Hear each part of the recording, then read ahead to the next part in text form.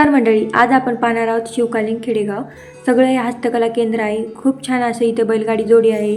त्याच्यासमोर गेले की शिलेदाराची बायको मस्त जात्यावर दळण दळीत आहे आणि मधात गेले की शिलेदाराची बायको खूप मस्त अशा भाकरी करत आहे चुलीवर.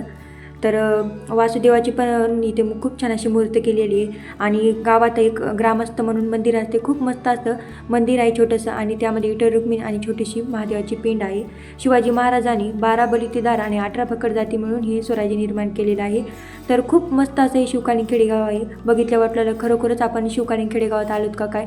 खरोखर अशी ही हस्तकला केंद्र आहे. वाटलं खरंच हे खरंच आहे काय की. तर खूप मस्त अशा इथे मूर्ती ते आहे. सगळं आपल्याला शिवकालीन खेडेगावात कसं होते याची माहिती आहे.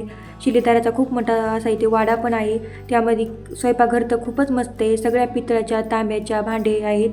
तर एकदा नक्की तुम्ही या शिवकालीन खेडेगावाला विजिट करा. खूप मस्त आहे आणि ते फोटो काढण्यासाठी पण खूप मस्त असा पॉईंट केलेला आहे. तर आपला मोठा व्हिडिओ यूट्यूब चॅनलवर आलेला नक्की जाऊन बघा. पुन्हा भेटूया. धन्यवाद.